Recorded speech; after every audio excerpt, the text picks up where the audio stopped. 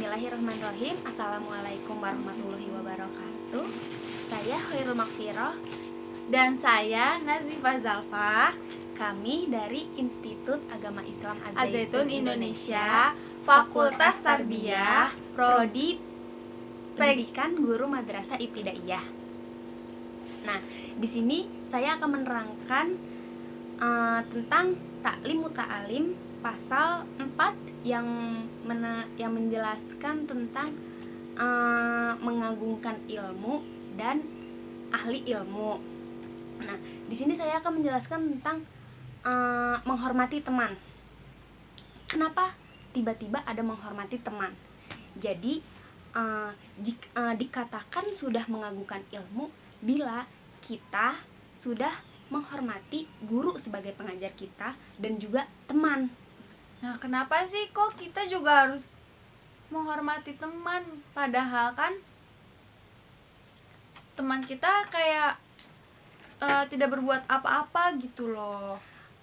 Jadi teman di dalam belajar ini itu bukan teman yang tidak berbuat apa-apa, tapi teman yang mendukung kita dalam mencari ilmu, yang mendukung kita dalam belajar, yang menyokong kita ketika kita belajar gitu. Dan juga teman yang bersama-sama ketika kita menuntut ilmu. Oke. Nah, selanjutnya kita tentang bercumbu rayu. Maksud bercumbu rayu di sini hal negatif ya. Jadi bercumbu rayu ini tidak dibolehkan. Yang dibolehkan itu ketika dalam belajar.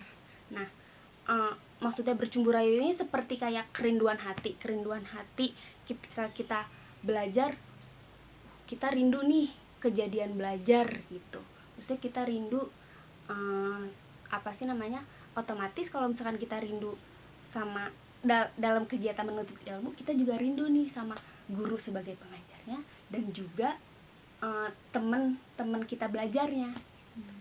Oh, jadi gitu. Jadi kita boleh merindukan pembelajarannya itu dengan guru dan teman-teman kita gitu. Berarti kalau kayak gitu, contoh kerinduannya tuh kalau sekarang ini kayak gimana sih? Contohnya itu bisa dicontohkan dalam keadaan situasi ini. Situasi sekarang ini kan sedang corona nih. Otomatis kita belajarnya dari rumah, melewati daring. Nah, biasanya juga saat kita lewat daring pasti sering nih terdengar kata-kata kayak gini. Saya sudah kangen nih belajar di kelas bareng-bareng gitu. Otomatis secara nggak langsung kita juga merindukan keilmuannya. Kita rindu sama proses terjadinya pembelajaran. Nah, gitu. Oh gitu. Jadi berarti secara nggak langsung kita di situ juga dapat pahala karena kita seneng belajar. Iya, otomatis soalnya karena kita tertarik gitu. Kita tertarik untuk mencari ilmu, untuk terus belajar. Oke. Tentang sikap hikmah dan hormat. Nah, di sini itu maksudnya para santri itu jika mendengar satu masalah atau satu materi, tapi dia dengarnya itu berulang kali, bahkan sampai 1000 kali, sebaiknya dia tetap hormat gitu. Karena anggap saja materi yang disampaikan itu baru pertama kali dia dengar. Jadi dia tidak merasa bosan dengan apa yang ilmu tersebut disampaikan, walaupun terus berulang kali. Iya, betul. Terus jadi gimana lagi? Kalau misalnya kan ada juga nih kejadian kayak anak kecil, atau seandainya kita sebagai guru nantinya kita akan bertemu dengan siswa yang akan terus menanyakan hal yang sama, tuh kayak kita harus menanggapinya seperti apa? Sama, ini sebaliknya. Kalau sebelumnya kan mendengar 1000 kali, kalau ini menjelaskan beribu-ribu kali.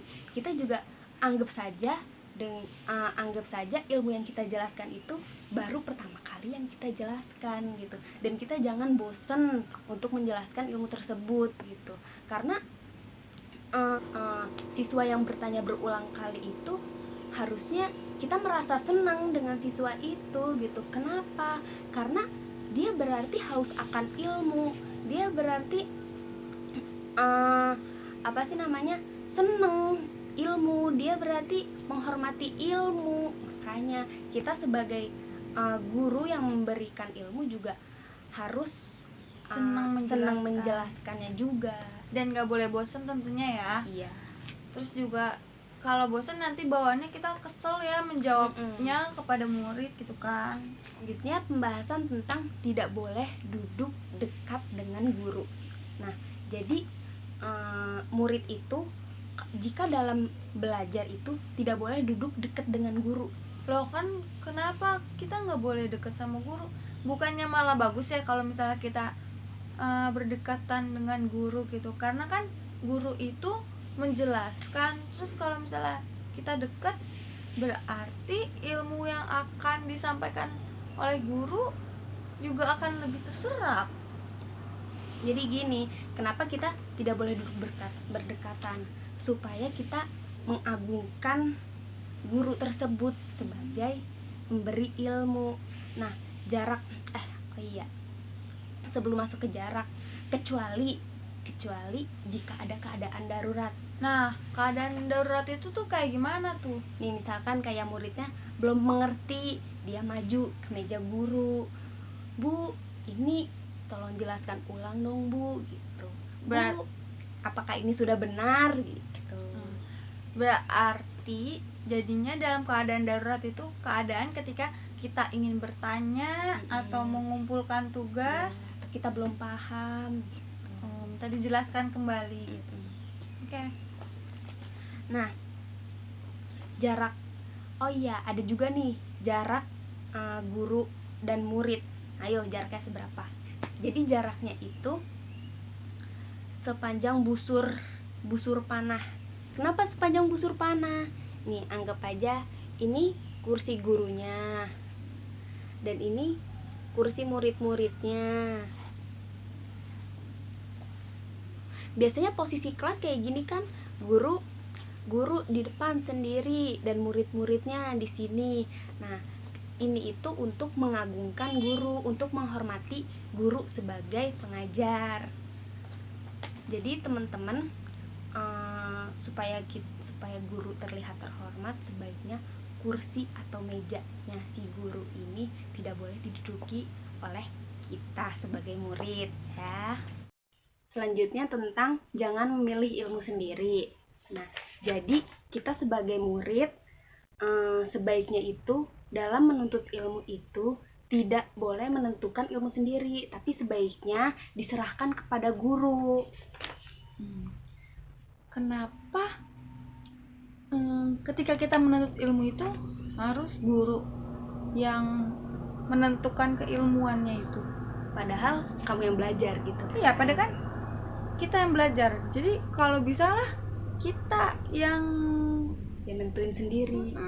Gitu kan, kita yang mau belajar bukan guru. Nah, tapi kan guru yang telah melakukan percobaan, dia udah pernah ngajarin.